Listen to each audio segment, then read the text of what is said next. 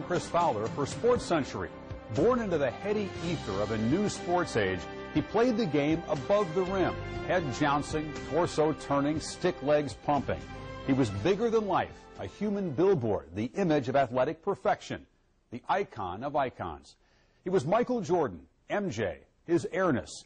So good, so true, so completely heroic that despite the hype of his times, he just may have scraped immortality with his wings.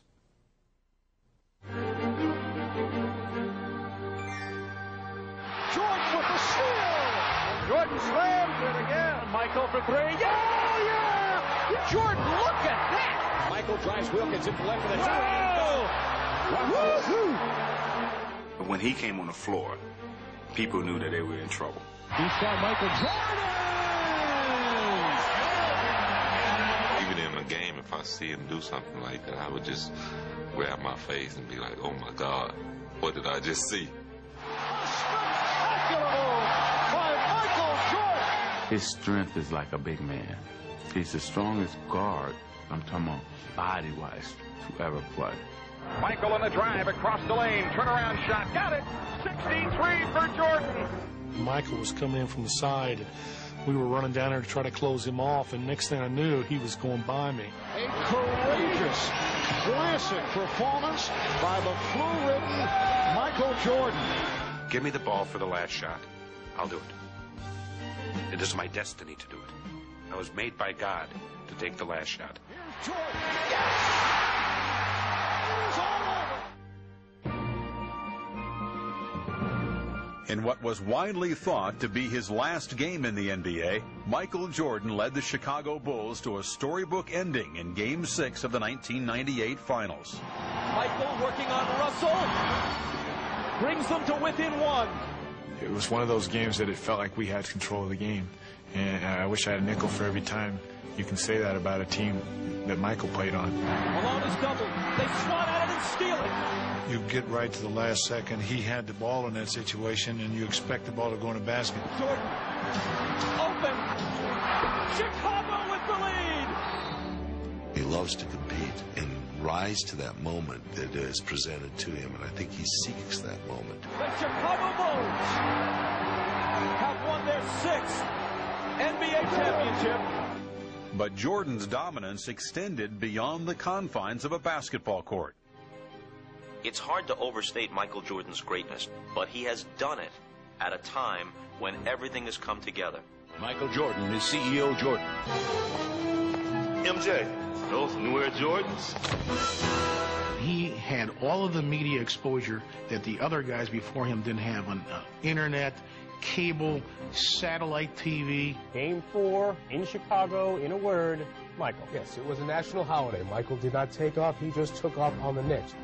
He became the Pied Piper. Television ratings followed him. Fans followed him.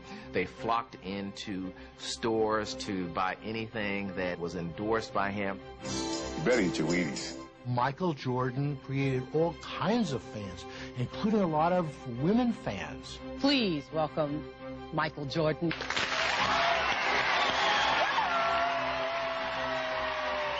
Jordan, to his credit, knew that every minute he was in front of a camera was an audition for another company. Here's a black man who's the most popular person in a white society. I mean, what bigger benefit for a company can there be to cross the racial divide with a guy who's popular everywhere? You think about all the things that Michael Jordan's influenced, starting with the baggy shorts, bald head, the shoes. Money's gotta be the shoes. Shoes. You sure it's not the shoes? I'm sure, Mark. We see the powerful impact that he's had on our society and on our culture. Fortune magazine says Jordan is responsible for soaring revenues, an estimated $10 billion during his career.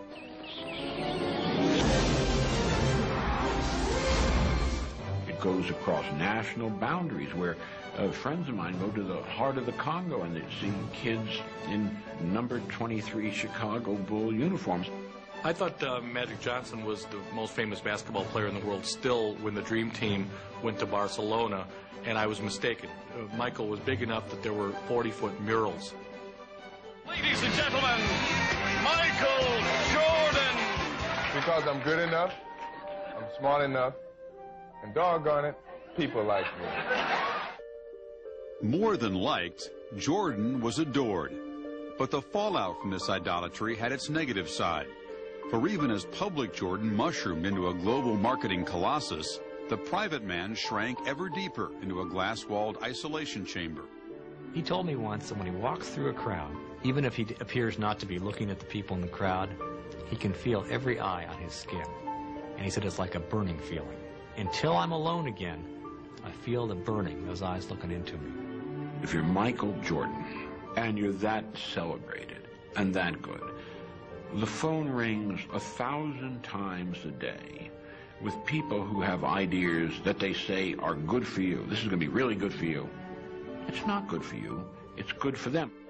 He said those 2.5 hours on the court every game night is the most peaceful time of my day. He said because it's like there are invisible walls around the court. It's the one part of my day that no one can touch me, no one can come up and ask for an autograph, no one can pitch a business deal. I'm meditating out there. On or off the court, Jordan guarded his carefully tilled public image. He has an awful lot of clout.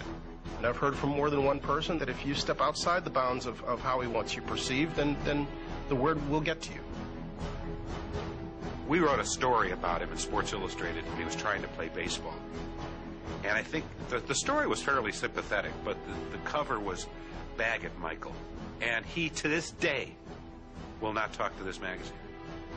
Whenever Michael appears in public to come down from his hotel room, he is always dressed immaculately because he knows that there are people in the lobby that maybe are going to get a 20-second glimpse of Michael Jordan for once in their life.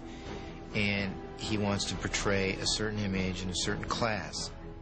I'm very image conscious, probably more than I should be, because I think it really prevents me from being the fun person that people behind closed doors know I am. Jordan said, a lot of times I'll dream I'm a bad alcoholic, and in the dream I can't stop drinking and I'm embarrassing myself and I'm going to lose everything. He says, and I wake up from that dream in a sweat. He knows that one slip up, one mistake can throw it all away. And I think he lived in terror of that for a very long time. To keep from living any part of that nightmare, Jordan enlisted the media in his efforts to stay balanced on the high wire. We protected him more than I'd like to admit.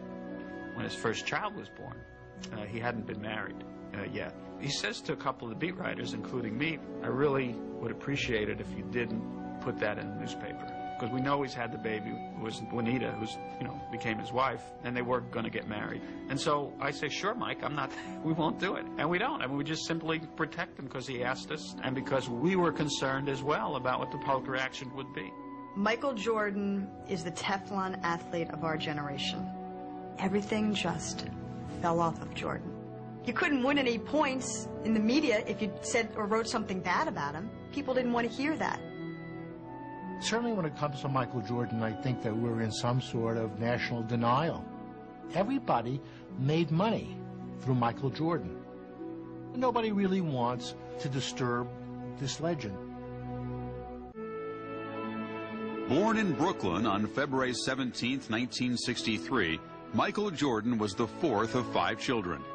When he was still an infant, his father James and mother Dolores moved the family back to their native North Carolina, where they eventually built a home in the seaside town of Wilmington. As a kid, he watched Roots and sort of had a vague idea of what the whites did to the blacks in our country. And I think that he said he got a little angry, but his parents wouldn't let him carry